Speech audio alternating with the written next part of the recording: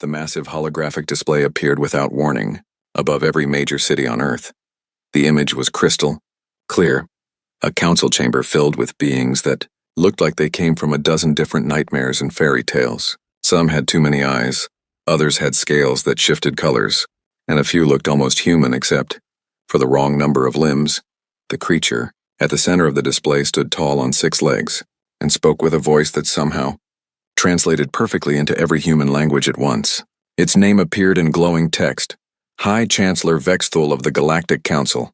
People of Earth, the alien began, its 3 mouths moving in perfect harmony. For 2,000 of your years, we have maintained peace in this galaxy. Your species has been contained to this single star system under the Treaty of Sol, signed by your ancestors in what you call the year 25 CE. Around the world, humans stopped what they were doing to stare at their screens. In coffee shops, people paused mid-sip. On busy streets, traffic slowed as drivers pulled over to watch. Children in schools pointed at the sky where the hologram hung like a second sun. This treaty was created to protect the galaxy from your kind, the Chancellor continued. Humans have shown themselves to be violent, unpredictable, and dangerous. For 20 centuries, we have kept you locked in this system for the safety of all civilized worlds. The alien paused, and its skin shifted from blue to a deep red color. But now our monitoring stations report that you have developed technologies that threaten the balance of power. Your weapons grow too advanced. Your military becomes too strong. The Galactic Council has voted. The Treaty of Sol is now void. A low murmur spread through the council chamber behind the Chancellor. Hundreds of alien faces looked grim and serious. Some were nodding, others were making sounds that might have been agreement in their languages. Therefore, the Chancellor said, raising what might have been arms, the Galactic Council formally declares war on the human species. You have 72 of your standard hours to surrender unconditionally. Disarm your military, submit to galactic authority, accept relocation to designated planets where you will be supervised. The hologram flickered, showing massive ships in space, vessels the size of cities, bristling with weapons that glowed with unknown energy. Refuse and we will take your system by force. You cannot win. We represent 847 worlds. Our fleets number in the millions. Your single planet cannot stand against the combined might of the galaxy. The alien's 3 mouths smiled, showing rows of sharp teeth. Choose wisely. You have been warned. The hologram vanished, leaving blue skies and white clouds exactly as they had been moments before. For exactly 10 seconds, the world was silent. Then someone in Tokyo started laughing. It began as a small chuckle from a businessman standing on a street corner, still staring up at where the hologram had been. The sound was picked up by news microphones broadcast live around the world. Within minutes, the laughter was spreading. In New York, a news anchor tried to maintain her serious expression as she reported on the alien ultimatum, but a giggle escaped. Then another. Soon she was covering her mouth, shoulders shaking with barely contained mirth. I'm sorry, she said between gasps. It's just, did they really think we didn't know? Social media exploded. Memes appeared faster than anyone could count them. Pictures of the Chancellor with captions like, Sir, this is a Wendy's in 2,000 years. Late to the party. Videos of people reenacting the alien's dramatic speech with exaggerated gestures and silly voices. The hashtag, Alien Warlol, started trending within an hour. Comedy shows that normally took days to write material were doing emergency broadcasts. Stand-up comedians were having the best day of their careers. Late-night talk show hosts were practically crying with laughter as they tried to deliver their monologues. So let me get this straight, said one popular comedian, wiping tears from his eyes. These aliens kept us locked up for 2,000 years because they thought we were dangerous. And now they're surprised that we spent that time getting really, really good at being dangerous. In military bases around the world, generals and admirals were having similar reactions. At the Pentagon, Admiral Sarah Chen was briefing the Joint Chiefs when the news came in. After watching the replay of the alien announcement, she set down her tablet and shook her head. Well, she said with a grin that made her subordinates nervous, I guess it's finally time to dust off the Project Armageddon files. Around the conference table, other military leaders were nodding with expressions that mixed amusement with something that looked almost like relief. You know, said General Morrison, leaning back in his chair. My grandfather always said this day would come. His grandfather told him the same thing. We've been ready for this since before any of us were born. The laughter wasn't just coming from Earth. Deep in space, monitoring stations that had watched human space for centuries were picking up radio transmissions, internet traffic, and every form of communication humans used. The alien analysts tasked with studying human responses were becoming increasingly confused. On the Galactic Council flagship, Intelligence Officer Zethkar was reviewing the data with growing concern. Every projection had suggested fear, panic, desperate attempts at negotiation. Instead, the dominant human response appeared to be amusement. "Sir," Zethkar said to his superior, his forearms gesturing frantically at the displays, "I don't understand these readings. Their stress indicators are actually decreasing. Their military has gone to high alert, yes, but their civilian population seems to be celebrating." Commander Yexthal examined the data with growing unease. 20 years of intelligence gathering had prepared them for every possible human reaction, except this one. Perhaps it's a defense mechanism. Some kind of psychological break? "I don't think so, sir. Look at their internet communications. They're making jokes about our fleet composition. Someone called our dreadnoughts oversized space pickles. Another group is taking bets on how long it will take them to capture one of our ships." The commander's scales shifted to a worried purple. "Show me their military response." The display changed to show activity around Earth.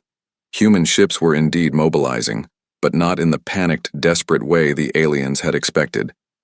Instead, there was an almost casual efficiency to their movements. Ships emerged from hidden bases, defense platforms came online, and orbital installations that the Galactic Council had never detected before suddenly appeared on their sensors. "Sir," Zethkar said quietly, "I'm reading weapons signatures we don't recognize. Energy patterns that shouldn't be possible with their technology level.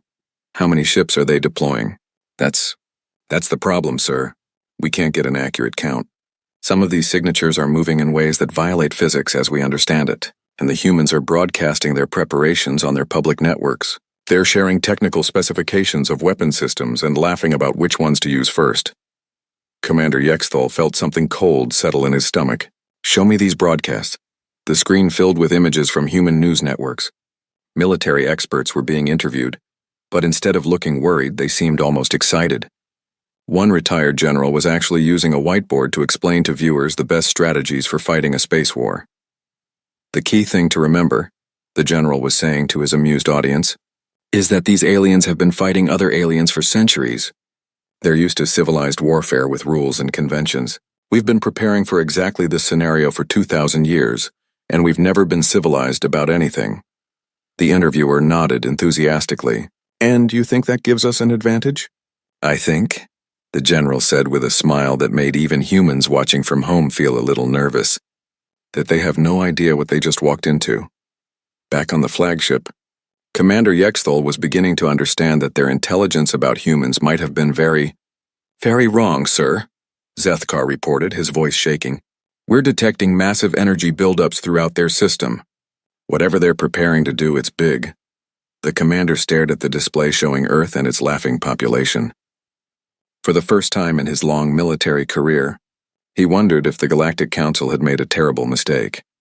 On Earth, the laughter was finally starting to die down, replaced by something that might have been even more concerning to any alien observers: humans getting to work. The 72-hour countdown had begun, and humanity was ready to show the galaxy exactly what 2,000 years of preparation looked like. The Galactic Council's research division worked around the clock for the next 18 hours, trying to understand the human response. What they discovered would change everything they thought they knew about the species they had quarantined. Dr. Mythicon, the Council's leading expert on human psychology, stood before a room full of military commanders and intelligence officers. Her tentacles moved nervously as she prepared to deliver news that no one wanted to hear. "Honored members," she began, her voice carrying across the chamber through translation devices, "I must report that our fundamental understanding of human development over the past 2 millennia has been completely incorrect." The room fell silent. These beings had spent decades studying humanity from afar, watching their progress, monitoring their growth. The idea that they had misunderstood something so basic was terrifying. "Please explain," said High Chancellor Vexthul, his 3 mouths speaking in unison. Dr. Mythicon activated a holographic display showing Earth's history since the Treaty of Sol. We believed that by quarantining humans to their solar system, we were preventing them from developing into a galactic threat. We thought isolation would make them peaceful, perhaps even lead to their civilization becoming more focused on art and philosophy rather than warfare. The display shifted to show human cities, massive space stations and industrial complexes throughout the solar system. Instead, the exact opposite occurred. By telling them they were quarantined for being dangerous, we made them believe they were already at war. A murmur of concern rippled through the assembled aliens. Commander Yexthol leaned forward in his seat. What do you mean already at war? Every single human military doctrine, every weapon system, every defensive strategy developed in the last 2,000 years has been created with one assumption, that hostile aliens would eventually attack Earth. They have treated the quarantine not as protection, but as preparation time. The holographic display zoomed in on Mars, showing vast underground complexes and orbital defense platforms. Look at their second planet. We thought it was a simple colony for scientific research. In reality, it's a fortress world. Every building, every installation, every mining operation has been designed with military defense in mind. Dr. Mythicon's data showed more disturbing truths. Their asteroid belt, which we believed was used for simple resource extraction, has been turned into the largest weapons platform in known space. Every asteroid has been hollowed out and weaponized. Some contain manufacturing facilities that can produce warships. Others are mobile weapons platforms that can be moved anywhere in their system within days. The silence in the room was getting heavier. These were military leaders who had conquered dozens of worlds. But what they were seeing defied everything they understood about defensive capabilities. Show them the cultural analysis, suggested Intelligence Chief Varthon, his scaled face showing deep concern. The display changed again, this time showing human entertainment and media from the past centuries. Movies about alien invasions, books about interstellar war, games where players defended Earth from extraterrestrial threats. Their entire popular culture has been preparing them psychologically for this moment. Dr. Mythocon explained. For 2,000 years, their children have grown up playing games about fighting alien invaders. Their stories, their films, their literature, all of it assumes that aliens are hostile and that humans must be ready to fight them. High Chancellor Vexthul's skin shifted to a pale yellow color that indicated deep distress. Are you telling us that we created the very threat we sought to prevent? It's worse than that, Dr. Mythicon said quietly. We gave them the motivation, the time, and the isolation needed to become something far more dangerous than they ever would have been naturally. The display showed human technical specifications that their scientists had been analyzing, weapons based on principles that the Galactic Council didn't fully understand. Ships that could apparently move faster than light in ways that violated known physics. Defense systems that seemed to work by manipulating gravity itself. How is this possible? Asked Admiral Dothovex, his four eyes focused intently on the data. Our monitoring stations have been watching them for centuries. We would have detected these developments. Dr. Mythicon's expression became even more troubled. That's another problem. Humans appear to have developed advanced stealth technology specifically to hide their progress from us. We've been seeing only what they wanted us to see. She brought up communications intercepts from human military channels. The messages were casual, almost relaxed, discussing deployment strategies and weapons loadouts like they were planning a sporting event rather than a war. Listen to this conversation between two of their ship commanders, she said, playing an audio file. The voices were clear and confident. Hey Tom, you taking the new gravity disruptors out for their first real test? Followed by laughter and, yeah, figured it was time to see if they work as well as the simulation suggested. What about you? And I've got the prototype phase shifters. Should be fun to see their faces when our ships start, moving through their shields. The alien leaders listened in growing horror as the humans discussed experimental weapons like they were new cars they were excited to drive. They're not afraid, whispered Commander Yexthol. They're excited. Dr. Mythicon nodded grimly. Every cultural indicator suggests that humans have been looking forward to this day for generations. They call it first contact in their fiction, but their version always involves fighting. To them, this isn't a disaster. It's the ultimate test of everything they've built. The display showed human social media posts from the past day. Teenagers were sharing pictures of themselves wearing military uniforms with captions like, "Finally get to use my space combat training." Adults were posting photos of weapons that looked too advanced to be real with comments like, Time to dust off the old planet crackers. Planet crackers? Admiral Dothuvex asked weakly. We're still trying to figure out what that means, Dr. Mythicon admitted. But based on the energy signatures we're detecting from their larger installations, we don't think it's a metaphor. High Chancellor Vexthul stood up slowly, his massive form casting shadows across the chamber. How long do our military analysts estimate it would take to conquer their system? The question hung in the air for a long moment before Commander Yexthol answered. Originally, we calculated a maximum of 72 hours for complete victory, assuming heavy resistance. And now, based on what we've learned in the past 18 hours, we're not sure we can conquer them at all. The chamber erupted in worried voices and alarmed sounds from dozens of different species. This was supposed to be a simple police action against a primitive world. Instead, they were discovering that they had created their own worst nightmare. Dr. Mythicon raised her voice above the chaos. There's more. Our linguistic analysis of their communications suggests that they've been developing military strategies specifically for fighting technologically superior alien forces. They call it asymmetric warfare, and they appear to have turned it into an art form. She showed examples of human military thinking that had been intercepted over the years. Plans for using their own infrastructure against invaders, strategies for turning captured alien technology into weapons, psychological warfare techniques designed to confuse and demoralize enemies who didn't understand human behavior. They've had 2,000 years to think about how to fight us, she continued, and they've been creative about it in ways that our military doctrine doesn't account for. High Chancellor Vexthul looked around the chamber at the worried faces of his advisors and commanders. The greatest military minds in the galaxy, leaders who had brought peace to hundreds of worlds, all looking uncertain for the first time in centuries. What do you recommend? He asked finally. Dr. Mythicon was quiet for a moment, consulting her data one more time. Honestly, I recommend we contact them and try to negotiate.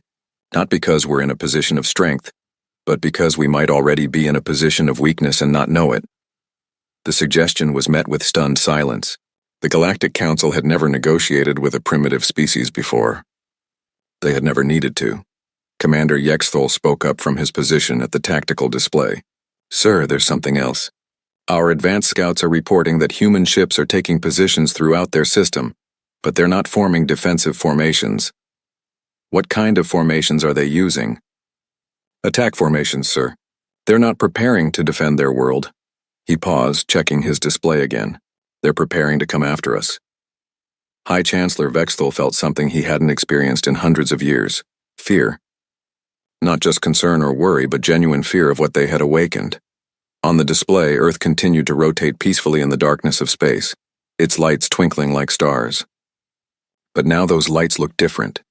They looked like the eyes of something dangerous that had been sleeping for a very long time, and was finally waking up. And it was looking directly at them. The first Galactic Council probe fleet arrived at the edge of the solar system exactly 60 hours after the declaration of war. Fleet Commander Hex Torin had led successful campaigns against 17 different worlds.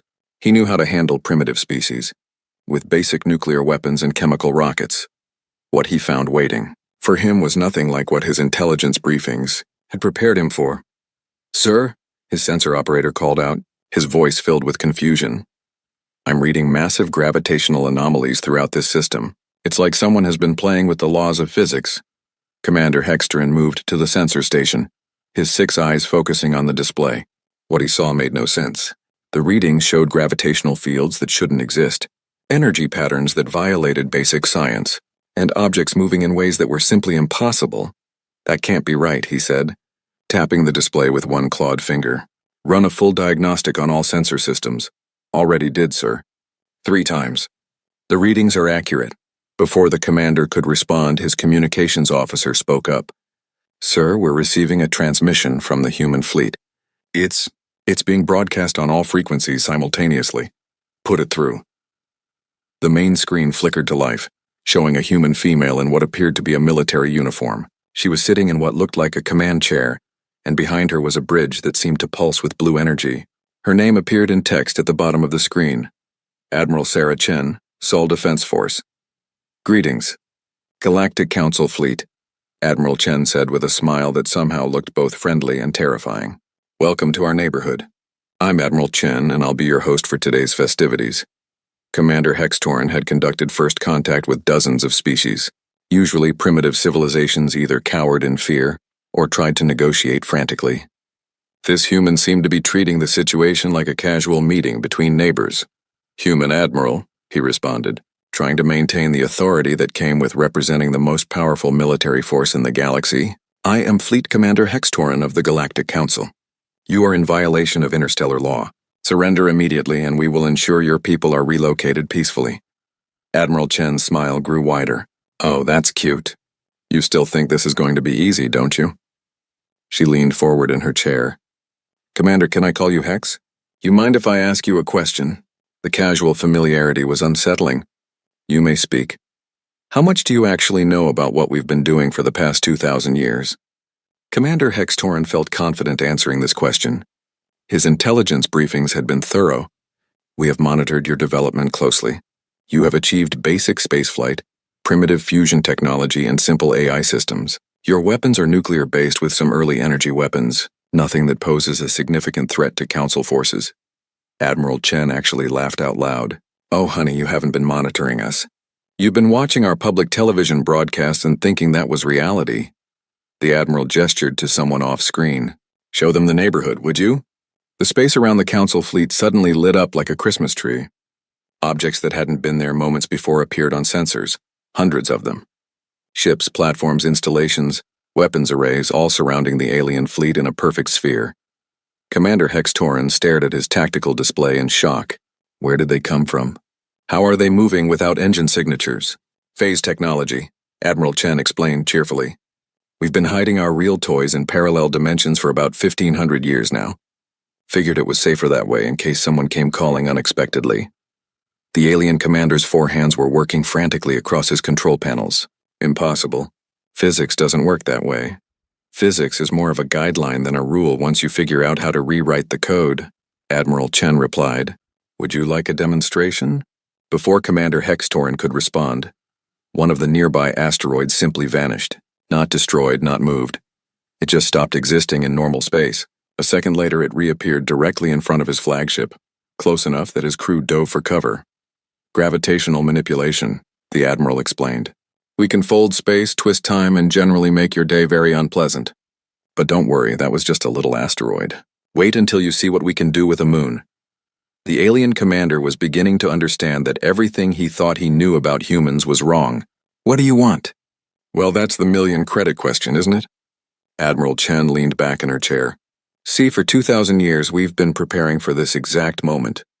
Every human child grows up learning about the day the aliens would come. Every soldier trains for it. Every scientist works toward it.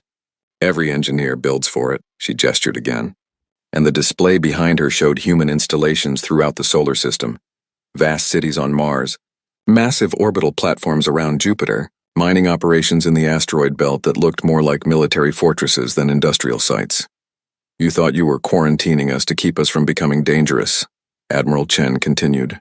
"Instead, you gave us 2 millennia to focus entirely on becoming the most dangerous thing in the galaxy. And you know what the funny part is?" Commander Hextorn was afraid to ask, but he had to know. "What? We're grateful. If you hadn't locked us in here, we would have spread out across the galaxy as explorers and traders. We would have been peaceful. But you made us think we were already at war. So we became very, very good at war." The tactical display showed human ships moving in formation around the alien fleet. They moved like schools of fish, perfectly coordinated using flight patterns that seemed to ignore basic physics. Some ships appeared to be flying through solid objects. Others were moving faster than light but somehow staying in formation. "How many ships do you have?" Commander Hextorn asked weakly. Admiral Chen smiled again. "That's the beauty of having 2,000 years to prepare and unlimited resources in your backyard. How many do you think we need?" Before he could answer, his sensor operator called out in alarm. "Sir, I'm reading massive energy buildups throughout the system. Whatever they're charging up, it's bigger than anything in our databases." "Relax," Admiral Chen said, somehow hearing the alien crew's conversation. "We're just powering up the home defense systems. Nothing too dramatic. Just enough to make sure you understand that you're not in Kansas anymore." The space around Earth began to glow with energy patterns that hurt to look at directly. Structures that had been invisible became visible as they charged with power that registered off the scale of Council sensors. "This is impossible. Commander Hextorin whispered. No single world can generate this much energy. Who said anything about a single world? Admiral Chen asked. We've been using the entire solar system as a weapons platform for the better part of a millennium. Every planet, every moon, every asteroid, all connected, all coordinated, all pointed at anyone who decides to drop by uninvited. The alien commander realized that his probe fleet was completely surrounded by weapons he didn't understand, powered by energy sources he couldn't measure, operated by beings who had spent 2,000 years planning for this exact moment. What are your terms? He asked, his voice barely above a whisper. Admiral Chen's expression became serious for the first time since the conversation began. Our terms are simple, Commander. You and your fleet are going to turn around and go back to your council. You're going to tell them exactly what you found here, and you're going to explain to them that the quarantine is over. I don't have the authority to. You do now, Admiral Chen interrupted. Because here's the thing. We're not staying in the system anymore. We've been patient for 2,000 years, but our patience just ran out. We're coming out and we're going to explore the galaxy whether the council likes it or not. She leaned forward again and her voice became deadly serious. The question is whether we come out as friends or as conquerors. That's up to your council to decide. Commander Hextorin felt the weight of the decision that was being placed on him. His probe fleet was completely outmatched. Any attempt at attack would result in total destruction, but surrender would mean admitting that the greatest military force in the galaxy had been defeated by a single quarantined world. You're seriously telling me that you're prepared to take on the entire Galactic Council? He asked. Admiral Chen's smile returned, but this time it looked like the smile of a predator that had been caged too long and was finally free. Commander, we've been preparing to take on the entire galaxy. The Council is just where we're starting.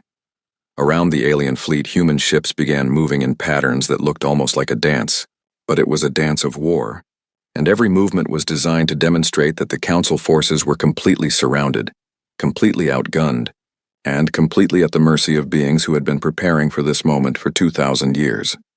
You have 6 hours to clear our system, Admiral Chen continued. Use that time to send a message to your council. Tell them that the humans are coming, and they can either make room at the table or get out of the way. The transmission ended, leaving Commander Hextorin staring at a blank screen while around him his crew worked frantically to understand weapons and technologies that shouldn't exist. For the first, High Chancellor Vexthal read Commander Hextorin's report 3 times before accepting that it wasn't some kind of elaborate joke. The probe fleet had returned without engaging in combat, carrying detailed sensor readings that defied explanation, and a message that could change the balance of power in the galaxy forever. They want to negotiate? The Chancellor asked, his 3 mouths struggling to wrap around the concept. No, sir, Commander Hextorin replied, still shaken from his encounter at the edge of the human system. They want us to surrender, but they're willing to talk first. The emergency session of the Galactic Council included military leaders from 400 different worlds. These were beings who had conquered star systems, who had brought peace to the galaxy through strength and superior technology. None of them had ever faced a situation like this. Show them the tactical recordings, ordered Admiral Dothuvex, her multiple arms gesturing toward the central display. The holographic projector filled the chamber with images from the probe fleet's encounter.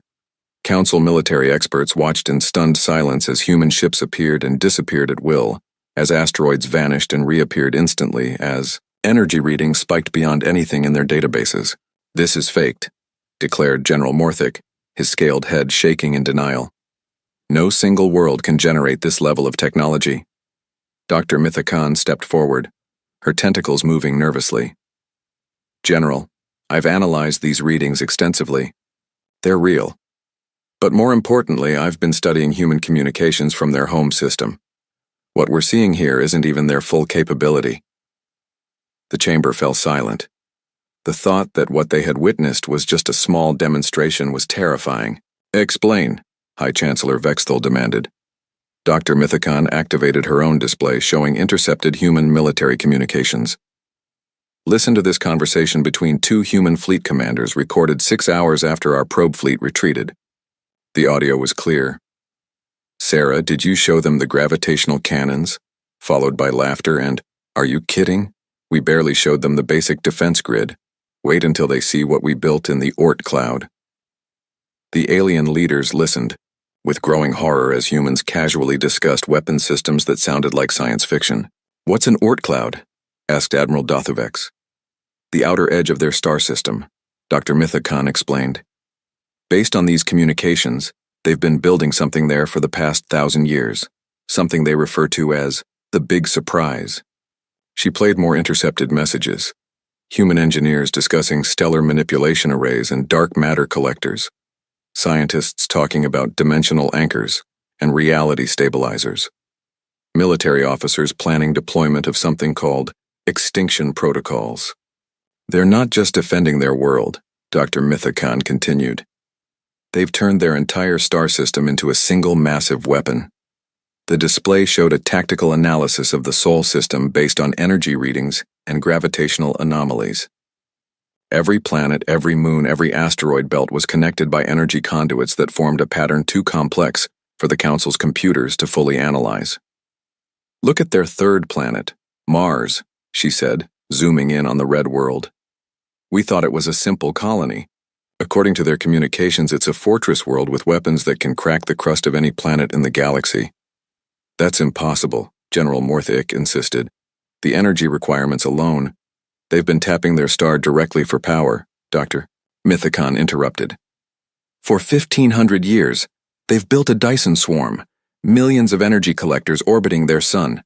They have access to more power than most entire sectors of the galaxy." High Chancellor Vexthul felt something cold settling in his stomach. "What about their asteroid belt? Each asteroid has been hollowed out and converted into either a weapons platform or a manufacturing facility. They can build warships faster than we can count them, and the ships they're building." She paused, checking her data. "Our sensors can't even classify most of them. They use technologies we don't understand." The chamber erupted in worried voices from dozens of different species. These were leaders who had spent centuries maintaining galactic peace through superior force. The idea that a single quarantined world had surpassed all of them was almost incomprehensible. Commander Hextorin spoke up from his position near the tactical display. "There's something else. The way they fight. It's not like anything in our military doctrine." "What do you mean?" asked Admiral Dothuvex. "They don't follow the rules of civilized warfare. During our encounter, I monitored their tactical communications. They were discussing strategies that would be considered war crimes under galactic law." He brought up recordings from the human fleet communications. "Listen to this exchange between two of their ship captains." The voices were casual, almost cheerful. "Hey Marcus, you want to try the psychic scramblers on them?" Followed by, "Nah, save those for the main fleet. Let's just use the reality distortion fields for now. Mess with their heads a little." The alien leaders listened in growing horror as humans discussed weapons that attacked the mind, technologies that could alter local physics, and strategies that seemed designed to drive their enemies insane, rather than simply defeat them. "They're not trying to win honorably," Commander Hextorin explained. "They're trying to make their enemies afraid to fight them at all." Dr. Mythicon nodded grimly. "Our cultural analysis suggests that humans view war as a problem to be solved, not a ritual to be performed. They've spent 2,000 years developing the most efficient ways to neutralize any possible threat." She showed examples of human military philosophy that had been intercepted over the years. Documents discussing total warfare, asymmetric response, and escalation dominance. Plans for turning enemy strengths into weaknesses, strategies for fighting multiple opponents simultaneously, psychological warfare techniques designed to break enemy morale before physical combat even began. They call it making war so terrible that peace becomes the only rational choice, she explained. Every weapon system, every strategy, every tactic is designed not just to win, but to make their enemies never want to fight them again. High Chancellor Vexthul stood slowly, his massive form casting shadows across the chamber. "What are their current military capabilities?" The question was answered by Admiral Cathvar, the Council's chief military analyst. "Based on sensor readings and communications intercepts, we estimate they could defeat any single Council fleet sent against them, possibly any combination of fleets." "How is that possible?" "They've had 2,000 years to study our technology through remote observation. They know our weapons, our tactics, our ships, but we know almost nothing about theirs. It's the ultimate intelligence advantage. The display showed more disturbing data. Human ships that could phase through solid matter, weapons that could manipulate gravity to crush targets from the inside, defensive systems that seemed to exist partially outside normal space. They've also developed something they call adaptive technology, Admiral Kethvar continued. Their weapons and defenses can modify themselves in real time to counter whatever they're facing. Fighting them would be like fighting an enemy that gets stronger every time you attack it. Commander Hexterin stepped forward again. Sir, there's one more thing. During our encounter, the human admiral mentioned that they're not staying in their system anymore. They're planning to come out and explore the galaxy. As conquerors? That's up to us, the commander replied. She said they could come as friends or as conquerors. The choice is ours. The chamber fell silent as the implications sank in. For 2,000 years, the Galactic Council had maintained peace by being the strongest force in the galaxy. Now, they were faced with a species that might be stronger than all of them combined. High Chancellor Vexthal looked around the chamber at the worried faces of the greatest military minds in galactic history. Recommendations? Admiral Dothuvek spoke first. We could try to maintain the quarantine, blockade their system permanently. With what? Asked Admiral Kethvar. Based on these readings, they could break any blockade we establish.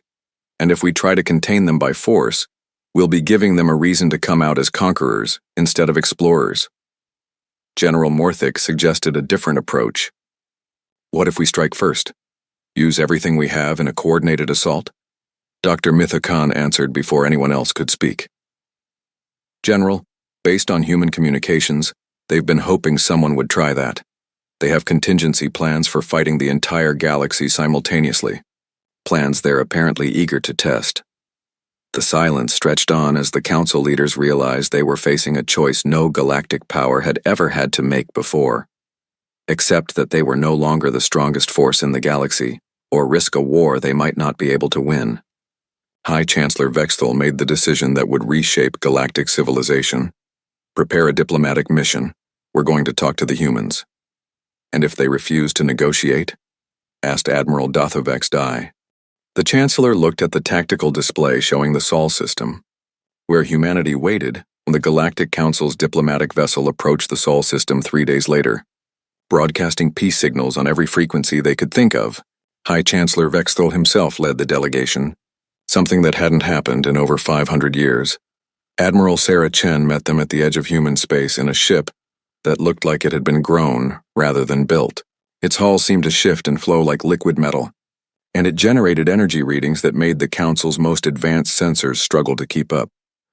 Welcome back to our neighborhood, Chancellor, Admiral Chen said as her image appeared on the Council ship's main screen. I have to admit I didn't expect to see you personally. High Chancellor Vexthal tried to project the authority that came with leading 847 worlds, but the casual confidence of the human admiral made it difficult. Admiral Chen, I come seeking to understand your intentions. Our intentions are pretty simple, she replied with that same unsettling smile. We want to explore the galaxy, meet new species, learn new things, and generally catch up on 2,000 years of missed opportunities. The question is whether you're going to help us or try to stop us. And if we choose to stop you, Admiral Chen's expression became serious. Then you'll discover why we spent 2 millennia preparing for that possibility. But honestly, Chancellor, I hope it doesn't come to that. War is expensive, messy, and tends to break things we'd rather keep intact. Behind her, the bridge of her ship showed humans working at stations that seemed to respond to thought rather than touch. Displays showed tactical information that the Council's translators couldn't even begin to interpret.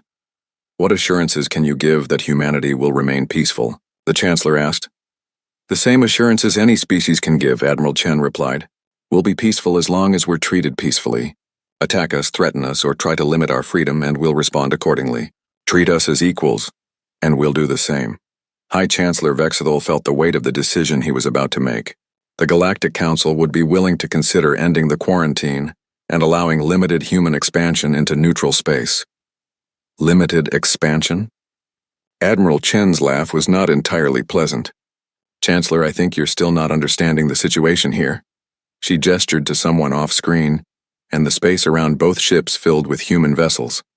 Hundreds of them. Each one different, each one radiating energy signatures that defied classification. We're not asking for permission anymore, Admiral Chen continued. We're informing you of our plans as a courtesy. The quarantine is over whether the Council agrees or not. The only question is whether we're going to be neighbors or enemies. The Chancellor looked at his advisors, seeing the same fear in their eyes that he felt. What are your terms? Full membership in the Galactic Council with all the rights and responsibilities that come with it. Access to galactic trade routes, communication networks, and diplomatic channels. Recognition of human sovereignty over the Sol system and any worlds we colonize. And in return, Admiral Chen's smile returned. We'll share some of our technology. Help maintain galactic peace. Maybe teach other species. A few things about defensive systems in case someone nastier than us shows up someday. Hi. Chancellor Vexthul found himself in the position that no galactic leader had ever been in before. Negotiating. From a position of weakness with a species that had been quarantined for their own protection. The Council will need time to deliberate. You have 6 hours, Admiral Chen interrupted. After that, we start sending out exploration fleets whether you approve or not. And Chancellor? Some of those fleets will be heading toward Council worlds to introduce ourselves properly. The transmission ended, leaving the Chancellor staring at a screen full of human ships that seemed to exist partially outside normal space. 6 hours later, the Galactic Council voted unanimously to accept humanity's terms. The age of human expansion began not with conquest, but with a simple message broadcast to every inhabited world in the galaxy. Greetings from Earth. We come in peace, but we're really hoping you don't make us prove otherwise. The first human exploration vessel to leave the Sol system was called the Pandora's Box, a name that made alien linguists very nervous once they figured out what it meant. Captain Maria Santos broadcast her ship's mission statement as they passed the orbit of Pluto. We're going out there to see what we missed. Try to keep up. Within a year, human ships were exploring star systems that hadn't been visited in centuries. They moved faster than Council vessels, used sensors that could detect things Council science said didn't exist, and had a tendency to show up in places they weren't supposed to be able to reach. Human colonies began appearing on worlds that Council surveys had deemed uninhabitable. Humans terraformed planets by methods that violated several laws of physics. They built cities in places where cities shouldn't be able to exist and thrived in environments that would kill any other known species. The galactic economy shifted almost overnight. Human technology began appearing in Council markets. Gravity manipulators, phase shields, dimensional storage devices, weapons that could disable entire fleets without destroying them. The asking price for these technologies was always the same: friendship, trade agreements, and a promise never to threaten human space.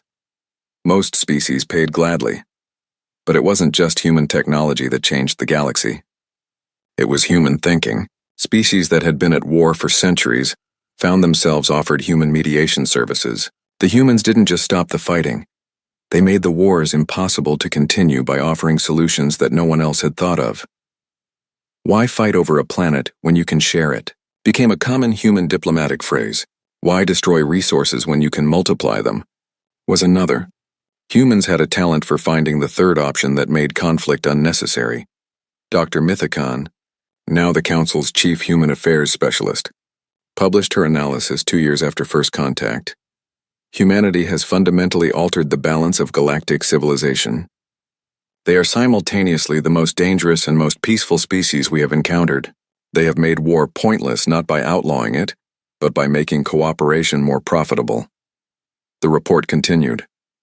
Human defensive capabilities are so advanced that attacking them would be suicide, but their willingness to share technology and resources makes attacking them unnecessary. They have achieved what the Council has tried to accomplish for millennia: true galactic peace through strength. Not everyone was happy with the new order.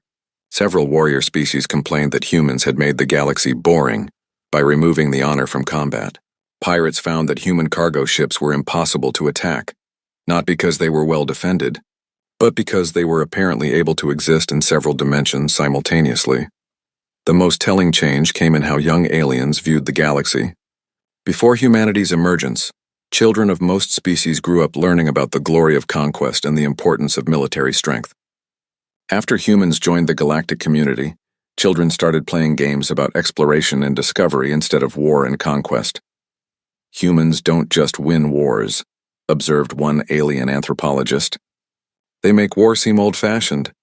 5 years after the end of the quarantine, High Chancellor Vexthul stood on the observation deck of the Council's new headquarters, a massive space station that orbited a neutron star and had been built using human gravitational engineering. The impossible structure was a symbol of what could be accomplished when human creativity was applied to peaceful purposes. Admiral Sarah Chen, now serving as humanity's representative to the Galactic Council, joined him at the observation window. "Any regrets about breaking the quarantine?" she asked. The Chancellor considered the question carefully. In 5 years, humanity had explored more of the galaxy than the Council had in the previous century. They had solved resource conflicts, ended 3 different wars, and introduced technologies that had improved life for billions of beings across hundreds of worlds. They had also demonstrated, quietly but unmistakably, that they could destroy any threat to galactic peace faster and more thoroughly than anyone had ever imagined possible. "No regrets," he said finally, "though I sometimes wonder what would have happened if we had approached you as friends 2,000 years ago instead of trying to contain you." Admiral Chen smiled that same, unsettling smile that had terrified Council military leaders during first contact. "Well, we probably would have been peaceful explorers and traders who spread across the galaxy slowly and carefully.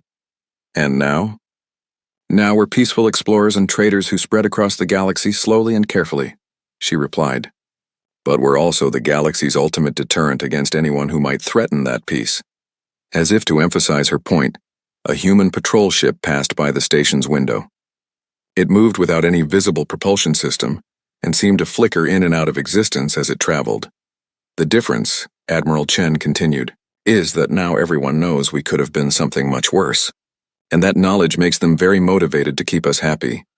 High Chancellor Vexthul nodded slowly. Humanity had indeed changed everything.